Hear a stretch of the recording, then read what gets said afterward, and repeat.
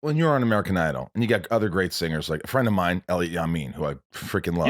He's saying, I have an album and he's sang on. He's like, yeah, I'll come sing on your album. I was like, really? That dude's voice is ridiculous. He's like a little Michael McDonald in a way. Yeah. He's got soul, James Ingram. He's always on. Like I've never heard that dude off pitch ever. It's just amazing, right?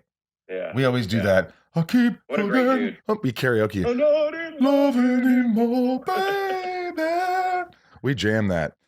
So when you're watching McPhee and all these people in the beginning, and you're this young guy, what are you, 26? 26, yeah. 26, and you're watching these guys on stage, and you're going out there in front of millions. I mean, biggest show ever. Are you shitting your pants, or are you just filled with confidence? It was definitely a bit of both. That was a new thing for me, man. I was so used to being in front of 100 people at the most, and those, a lot of them I knew because I put them on the guest list. You know what I mean? And then I'm out there with no guitar because you couldn't play instruments on the season I was on.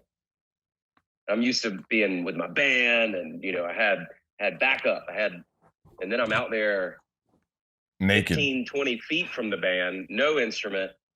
And I have to keep my eyes open and look at a camera. I always close my eyes when I sing. It's like a natural reflex.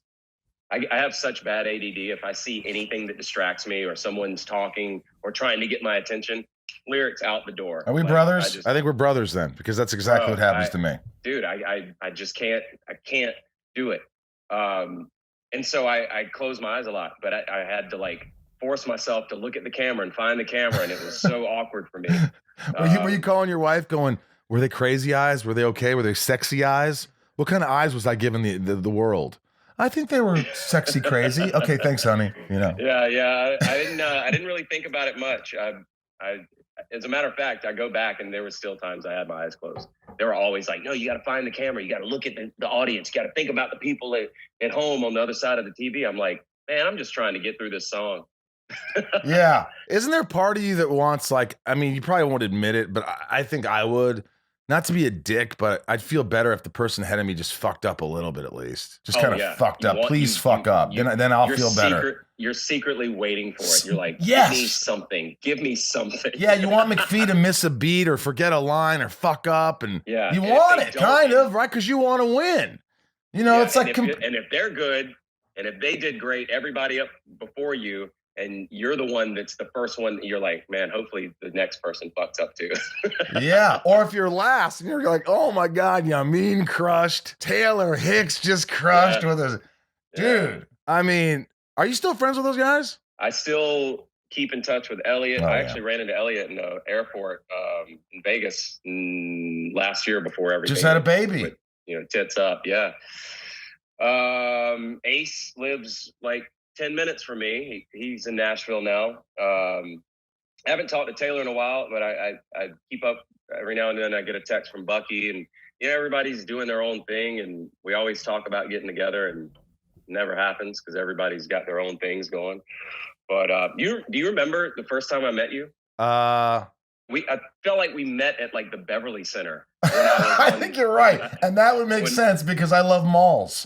Who doesn't? Who doesn't love a good mall? I haven't been to one in a while, but but yeah, I think I met you in Nordstrom or something in the Beverly Center. Underwear. Anyway, that's where I get my underpants. I just had that mental. What do? We were like, oh hey dude, what's up? Yeah, that was basically it. You knew who I was, I knew who you were, and we were both bald, probably. We were both bald. I think you were. It was definitely trimmed down.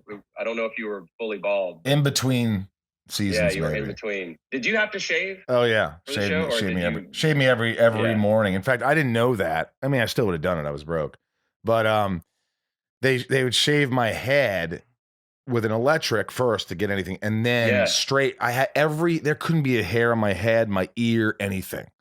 For a minute there, I thought they were going to shave my ass, but no, they didn't go that far. I have to shave every other day. I don't know how you did that every day without just ripping your skin apart. Oh, well, some days you just see a little blood trickle down my eye, and I'm like, Natalie. She goes, I know, I'm sorry. And you're right about the ears, man. You shave your head, all of a sudden you realize, I got hair there that has to go. Oh, Otherwise, yeah. you feel that shit blowing in the wind. And if that light hits you a certain way, that dramatic lighting, and you just get one long ear hair and no hair on your head, it's like, oh, what the? I don't care what you sound like because you look like shit, Chris. You know what's funny that you just mentioned shaving your ears?